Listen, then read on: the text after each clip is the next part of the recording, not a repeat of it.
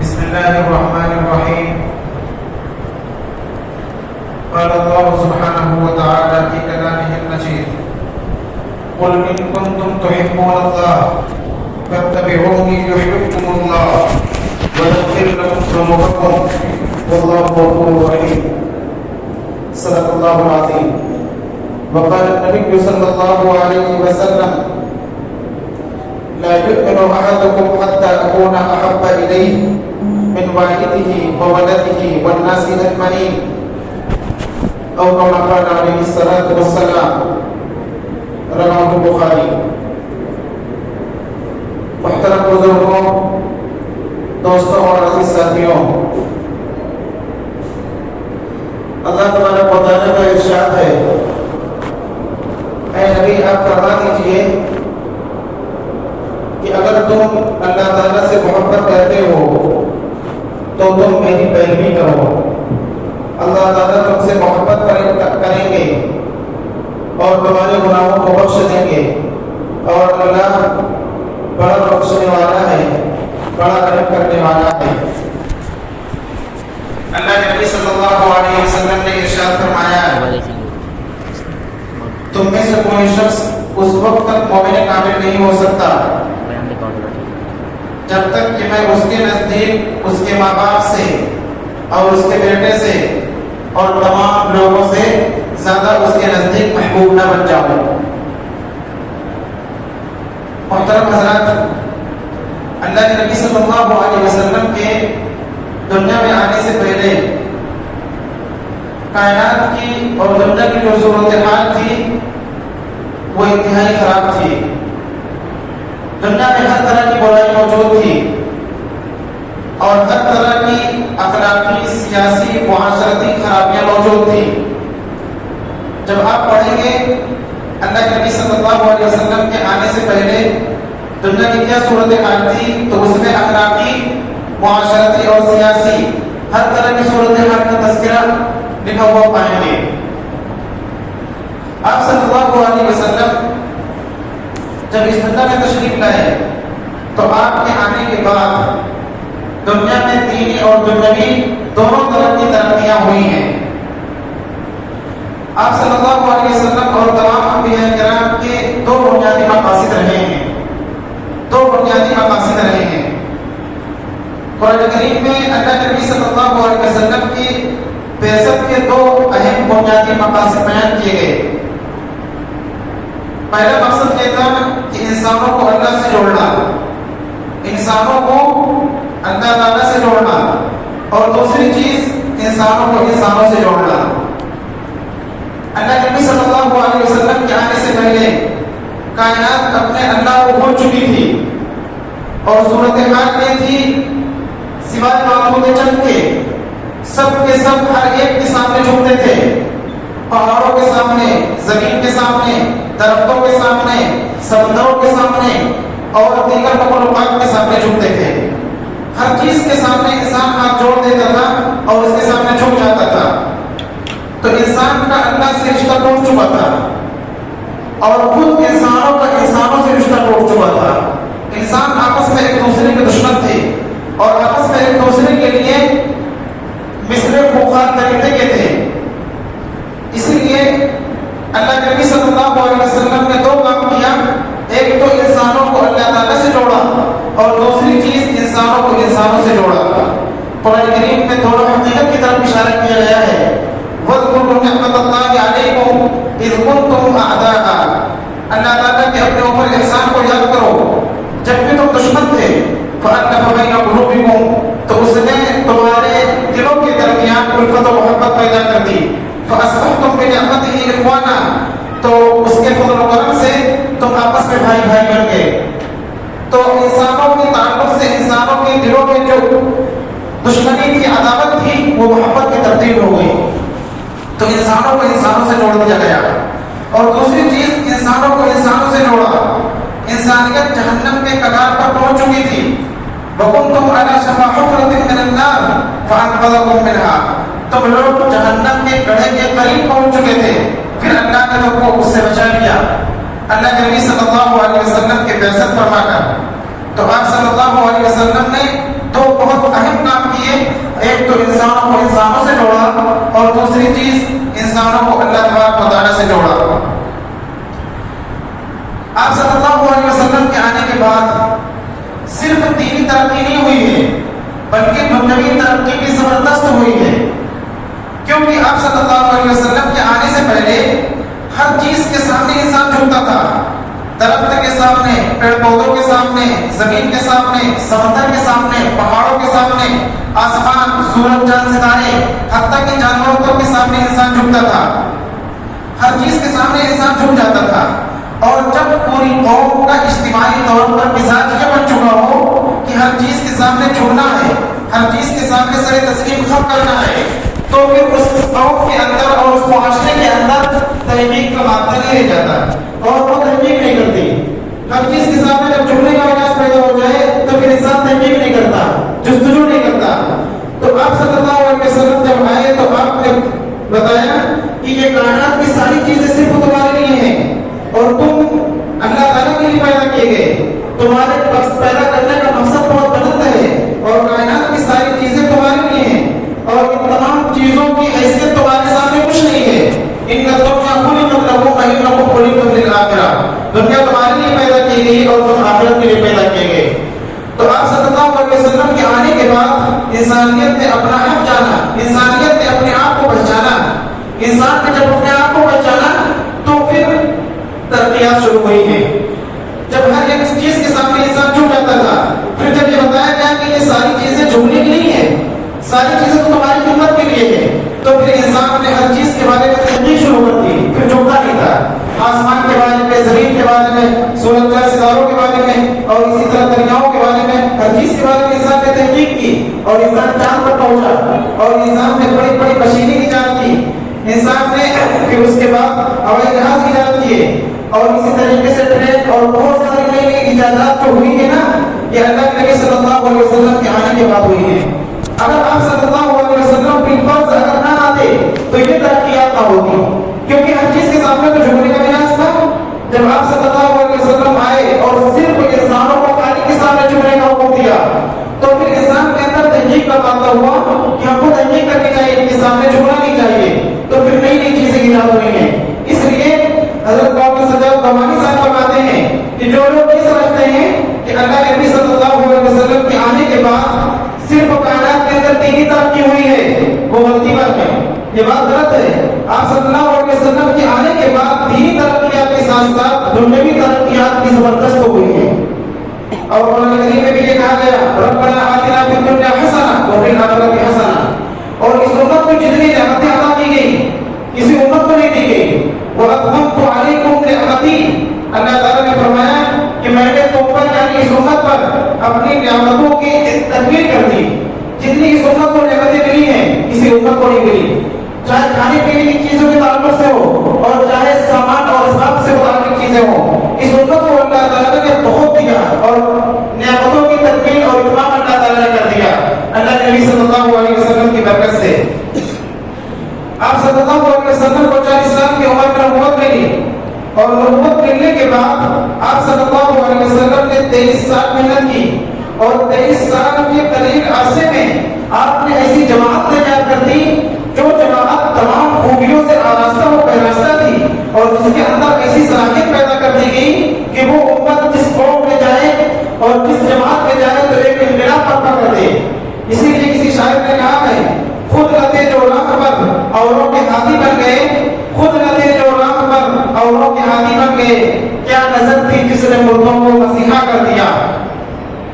اور 23 سال کی مدت بہت مختصر مدت ہے اور 23 سال کی مدت میں تقریباً 1,24,000 لوگوں کا مسلمان ہونا اور آپ صلی اللہ علیہ وسلم کے لیے سب کچھ قربان کر دینا، یہ بہت بڑی تعداد ہے.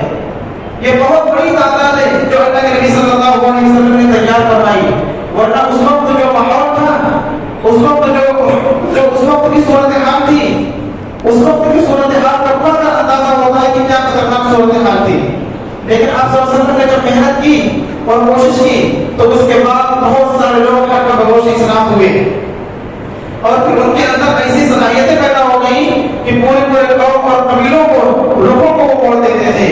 उनके सामने पूरी दुनिया की सारी चीजें ज़ेरे नगी हो गई और सारी चीजों में उनकी हुकूमत और सल्तनत को तस्लीम किया, सारी चीजें उनके सामने झुक गई। सहाबा-ए-किराम ने जब समंदर में घोड़े दौड़ाए और उन्होंने कहा कि हमारे ईमान और यकीन के सामने ये समंदर क्या चीज है, और घोड़े दौड़ा दिए थे। तो इब्न कसीर ने लिखा है कि घोड़े समंदर में चल रहे थे सुकून और इत्मीनान के साथ, जैसे मुश्किल पर चल रहे हो, और जब घोड़े समंदर में थक जाते थे तो समंदर में पत्थर निकल आता था, उस पर घोड़े खड़े होकर आराम करते थे, फिर उसके बाद चल देते थे। ऐसी जबरदस्त उनकी खिदमत हुई है अल्लाह ताला की तरफ से। और जब उन्होंने जंगलात में मतलब प्रजाओं को खाते रहते थे तो अल्लाह ताला ने उन जंगलात को खाली कर दिया। ये जबरदस्त तरीके से उनकी खिदमत की है मखलूकात ने, जब उन्होंने अपने आप को अल्लाह और उसके रसूल के हवाले कर दिया। आप सल्लल्लाहु अलैहि वसल्लम के हम पर बहुत बड़े एहसानात हैं, बहुत बड़े एहसानात हैं। अगर अल्लाह के नबी सल्लल्लाहु अलैहि वसल्लम ना आते तो हम लोग न जाने किस खाई में होते, गुमराही और कुफ्र के रास्ते में होते। लेकिन आप सल्लल्लाहु अलैहि वसल्लम के आने के बाद हमें दीन का और ईमान का रास्ता मिला। इसलिए जो सबसे बड़ा मुहसिन हो उसके ताल्लुक से दिल में सबसे ज्यादा मोहब्बत होनी चाहिए। जो सबसे बड़ा मुहसिन हो उसके ताल्लुक से दिल में सबसे ज्यादा मोहब्बत होनी चाहिए। और मुहिब जो होता है अपने महबूब की हर अदा और हर अमल पर फिदा होता है। किसी शायर ने कहा है इन्नल मुहिब्ब लिमन युहिब्बु युतीअहु, बेशक जो चाहने वाला होता है, मोहब्बत करने वाला, वो अपने महबूब की इताअत और फरमाबरदारी करता है। तो हर मुहिब अपने महबूब की फरमाबरदारी करता है और उसके एक एक अदा पर अमल करता है। और हम सब के महबूब अल्लाह के रसूल सल्लल्लाहु अलैहि वसल्लम हैं और हम सब के अंदर अल्लाह के रसूल सल्लल्लाहु अलैहि वसल्लम की मोहब्बत है और ये चिपकानी चाहे कम हो लेकिन रहती है। इसीलिए अल्लाह के नबी सल्लल्लाहु अलैहि वसल्लम के ताल्लुक से एक आम आदमी जो शरीयत पर अमल न कर रहा हो वो भी अगर खिलाफ कोई बात सुनता है तो गुस्से में आ जाता है और अपनी जान कुर्बान करने के लिए तैयार हो जाता है। लेकिन ये मोहब्बत का एक हिस्सा तो है, लेकिन इसके साथ साथ मोहब्बत में सुन्नत रसूल पर अमल करना ये भी एक बहुत बड़ी चीज है। और इससे मोहब्बत का पता चलता है कि इंसान एक एक अदा और एक एक सुन्नत पर अमल करने वाला बन जाए। और अल्लाह के नबी सल्लल्लाहु अलैहि वसल्लम के नजदीक जो सबसे ज्यादा करीबी है वो है जो आप सल्लल्लाहु अलैहि वसल्लम की सुन्नत पर अमल करने वाला हो। और सहाबा-ए-किराम की सूरत हाल हम देखते हैं, सहाबा-ए-किराम का हाल तो हम देखते हैं कि हर अदा पर वो अमल करते थे। आप सल्लल्लाहु अलैहि वसल्लम की एक एक सुन्नत पर अमल करते थे। और जब जान की बात आई तो जान को कुर्बान कर दिया उन्होंने। कुरैश मक्का के सफीर उक़बा बिन सबी ये हुदैबिया के मौके पर सहाबा-ए-किराम रज़ियल्लाहु तआला अन्हुम अजमईन को देखा और सहाबा-ए-किराम अल्लाह के नबी सल्लल्लाहु अलैहि वसल्लम से किस कदर मोहब्बत करते हैं। मोहब्बत का जब आलम देखा तो मक्का जाकर वापस इसने कहा कि मैंने मोहम्मद के साथियों की तरह किसी को नहीं पाया जो मोहम्मद से सबसे ज्यादा मोहब्बत करते हैं। जितना मोहम्मद के साथी मोहम्मद से मोहब्बत करते हैं उतना किसी को नहीं देखा मैंने कि उसके चाहने वाले उससे ज्यादा मोहब्बत करते हो। जब मोहम्मद वुजू करते हैं तो वुजू करने के बाद जो पानी गिरता है तो सहाबा अपने हाथ में लेते हैं। जब वो थूकते हैं तो थूक को जमीन पर गिरने नहीं देते बल्कि हाथ में ले लेते हैं और बदन में रख लेते हैं। ये एक शख्स ने मक्के जाकर के सहाबा-ए-किराम के ताल्लुक से बताया कि आप सल्लल्लाहु अलैहि वसल्लम से सहाबा-ए-किराम किस कदर मोहब्बत करते थे। ग़ज़वा उहद के मौके पर आप सल्लल्लाहु अलैहि वसल्लम की तरफ मुश्रिकीन ने पेशकदमी की और आप सल्लल्लाहु अलैहि वसल्लम को हलाक करने की नापाक साजिश की। आपने फरमाया कौन है जो मुझ पर जान देगा। इस पर ज़ियाद बिन सकन 5 अंसारी सहाबा के साथ आगे बढ़े और हर एक ने लड़ते लड़ते अपनी जान कुर्बान कर दी। हर एक ने लड़ते लड़ते अपनी जान कुर्बान कर दी। ये अल्लाह के नबी सल्लल्लाहु अलैहि वसल्लम से हद दर्जे मोहब्बत थी। एक मर्तबा अल्लाह के नबी सल्लल्लाहु अलैहि वसल्लम की खिदमत में एक औरत आई और उसने कहा है अल्लाह के रसूल मेरे तरफ से हदिया है, आप इसको कबूल फरमाइए। और उसने अपने छोटे बच्चे को आप सल्लल्लाहु अलैहि वसल्लम को दिया। आप सल्लल्लाहु अलैहि वसल्लम ने औरत के बच्चे को देखा तो फरमाया कि ये बच्चा क्या करेगा। उस खातून ने कहा कि अल्लाह के नबी हकीकत में ये बच्चा तो अभी कुछ कर नहीं सकता, लेकिन जब दुश्मन आप पर हमला आवर होंगे और दुश्मन आपको नुकसान पहुंचाएंगे तो आप इस बच्चे को सामने कर दीजिएगा ताकि तीर और तलवार लगे तो बच्चे को लगे, आपको ना लगे। इस कदर मोहब्बत थी सहाबा और सहाबियात के अंदर अल्लाह के रसूल सल्लल्लाहु अलैहि वसल्लम की। इसी ग़ज़वा उहद के अंदर एक खातून सहाबिया بھی گئے ہوئے تھے, ان کے بھائی بھی گئے ہوئے تھے, اور ان کے شوہر بھی گئے ہوئے تھے, اور تینوں ایک ساتھ ایک کر کے شہید ہو گئے. ان کے باپ بھی شہید ہو گئے, شوہر بھی شہید ہو گئے, بھائی بھی شہید ہو گئے. پہلے باپ کی شہادت ہوئی غزوہ احد کے اندر, پھر بھائی کی شہادت ہوئی, پھر شوہر کی شہادت ہوئی. ہر ایک کی شہادت کی خبر خاتون نے سنی, اور ہر مرتبہ یہ کہا کہ اللہ کے رسول کی کیا حالت ہے. جب تینوں مرتبہ تینوں لوگوں کی موت کی خبر سنا دی گئی تو کہا کہ یہ بتائیے کہ اللہ کے رسول صلی اللہ علیہ وسلم کی کیا حالت ہے, آپ ٹھیک ہیں یا نہیں. تو اس خاتون کو بتایا گیا کہ آپ ٹھیک ہیں.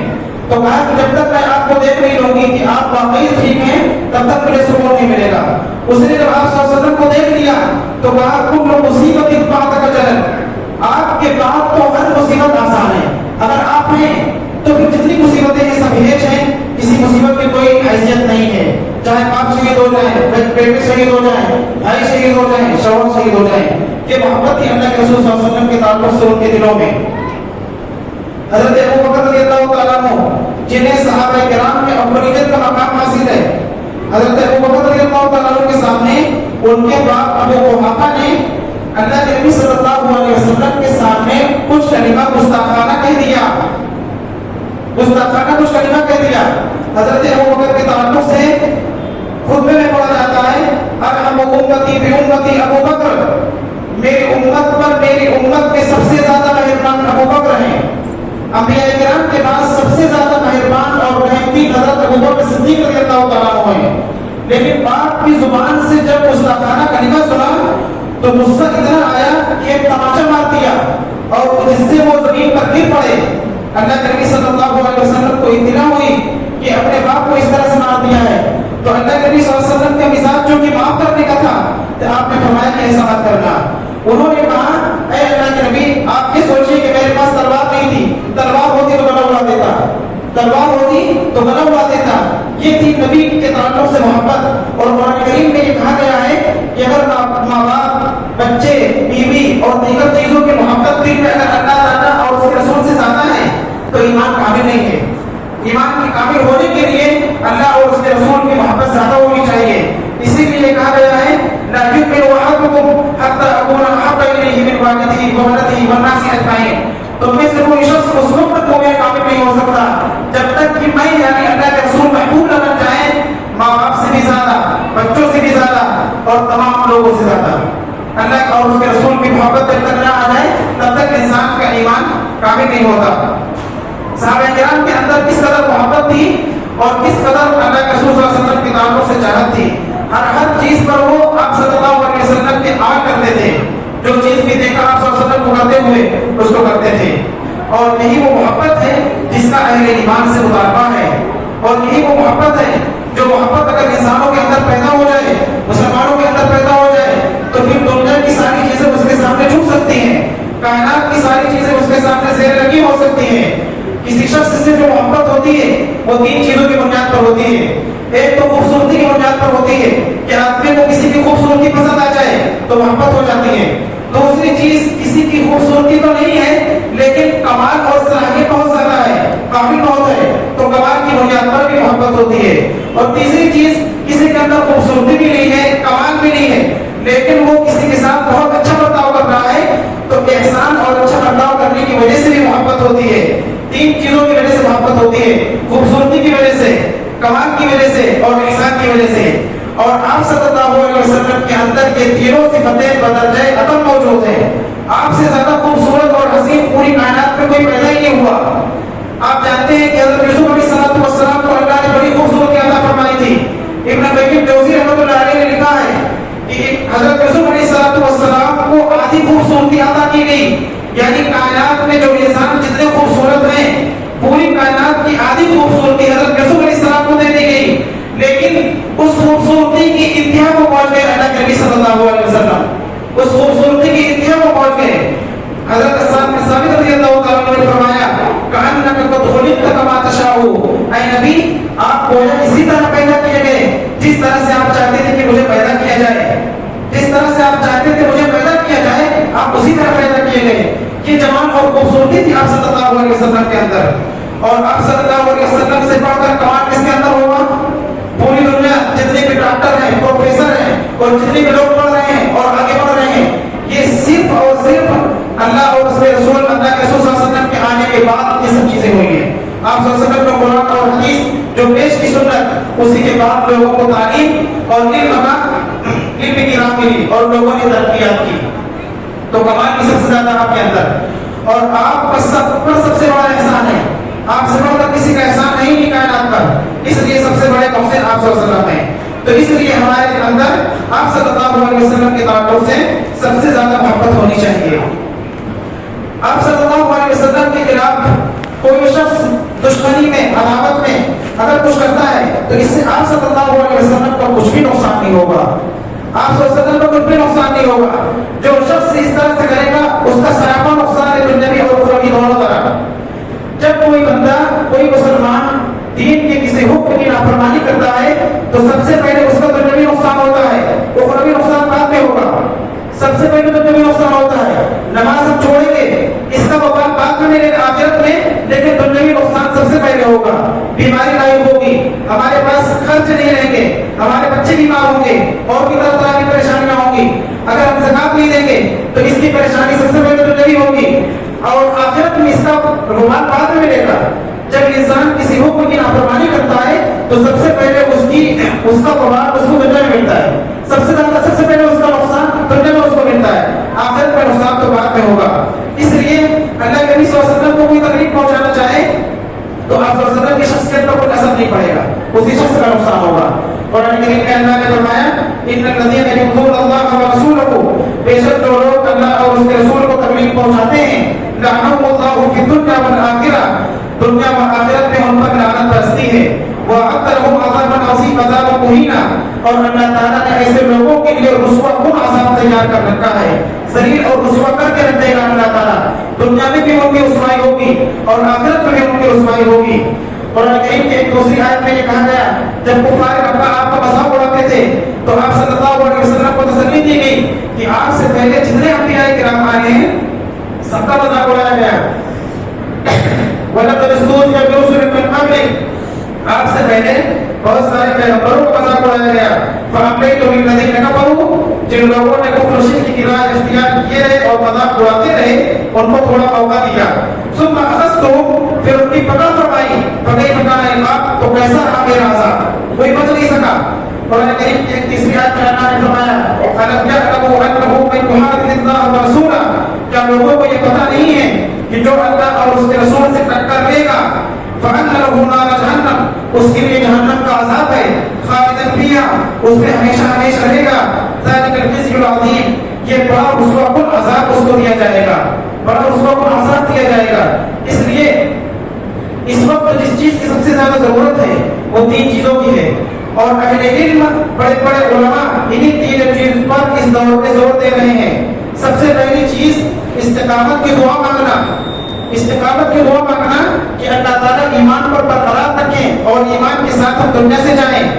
اور جو شخص استقامت کے ساتھ ایمان پر برقرار رہے گا اس کے بارے میں قرآن پاک میں ہے ان الذین قالوا ربنا اللہ ثم استقاموا تتنزل علیہم الملائکہ. استقامت کے بعد جو شخص دنیا سے جائے گا فرشتے ان کے پاس آتے ہیں اور کہتے ہیں کہ تمہیں جنت کی خوشخبری ہو، غم نہ کرو، ڈرو نہیں، تمہیں اس جنت کی خوشخبری ہو اس کا تم سے وعدہ کیا جاتا تھا. تو سب سے پہلی چیز استقامت کی دعا مانگنا اور اللہ تعالیٰ سے یہ دعا کرنا کہ ایمان پر برقرار رکھیں اور ایمان کے ساتھ ہم کو دنیا سے لے جائیں. یہ دور ارتداد کا ہے تو یہ دعا بہت ضروری ہے. دوسری چیز ہر کام میں نبی پاک علیہ الصلوۃ والسلام کی سنت پر عمل کرنا. ہر چیز میں آپ صلی اللہ علیہ وسلم کی سنت پر عمل کرنا اس وقت بہت ضروری ہے. شاید اسی لیے دشمنوں کی ہمت ہوئی ہے کہ وہ آپ صلی اللہ علیہ وسلم کی شان میں گستاخی کریں. ہم نے اللہ کے نبی کی سنت پر عمل کرنا چھوڑ دیا، اسی وجہ سے ان کے اندر کی ہمت پیدا ہوئی. تو اس وقت جو سب سے زیادہ ضروری چیز ہے دوسرے نمبر پر آپ صلی اللہ علیہ وسلم کے ایک سنت پر عمل کرنا. اور تیسری چیز درود شریف کا اہتمام کرنا. تیسری چیز درود شریف کا اہتمام کرنا. اللہ کے نبی صلی اللہ علیہ وسلم کی سنت پر عمل کرنے کی وجہ سے اور درود شریف مسلسل پڑھنے کی وجہ سے بہت سارے لوگوں کو خواب میں اللہ کے نبی کی زیارت ہو چکی ہے. بہت سارے لوگوں کو اللہ کے نبی کی زیارت ہو چکی ہے. اس لیے ہمیں اللہ کے نبی کی سنت پر عمل کرنے کے ساتھ ساتھ درود شریف کا اہتمام بھی کثرت سے کرنا چاہیے، خاص طور سے جمعے کے دن. اللہ کے نبی نے فرمایا تمہارے افضل ترین دنوں میں سب سے بہترین دن جمعہ کا دن ہے اور جمعہ کے دن پر کثرت سے درود بھیجو. درود شریف کے 40 کے قریب فوائد نقل کیے گئے ہیں، ان میں ایک فائدہ میں نقل کرتا ہوں صرف۔ اللہ کے نبی صلی اللہ علیہ وسلم نے فرمایا جو شخص مجھ پر درود بھیجے اور یہ کہے کہ اے اللہ اپنے نبی کو اپنے پاس قیامت کے دن بہترین مقام عطا فرما، تو میری شفاعت اس کے لیے طے ہے۔ اللہ کے نبی صلی اللہ علیہ وسلم قیامت کے دن اسی کی سفارش کریں گے جو ایمان کی حالت میں دنیا سے جائے گا، کافروں کے لیے سفارش نہیں ہے۔ اور ایک سفارش کی بات اذان کے موقع پر کہی گئی ہے کہ جو شخص اذان کا جواب دے اور اذان کا جواب دینے کا عادی بن جائے تو اللہ کے نبی صلی اللہ علیہ وسلم نے فرمایا کہ اذان کا جواب دینے کی وجہ سے میری شفاعت اس کے لیے طے ہے۔ بخاری کی شرح عمدۃ القاری میں علامہ نعیمی رحمۃ اللہ علیہ نے لکھا ہے اس حدیث کے ضمن میں فیہ بشارۃ الی حسن الخاتمہ، میری شفاعت اس کے لیے طے ہے، اس میں اشارہ اس طرف ہے کہ اس کا خاتمہ ایمان پر ہوگا۔ اسی طرح جو شخص درود شریف کا اہتمام اور کثرت کرے گا اس کا خاتمہ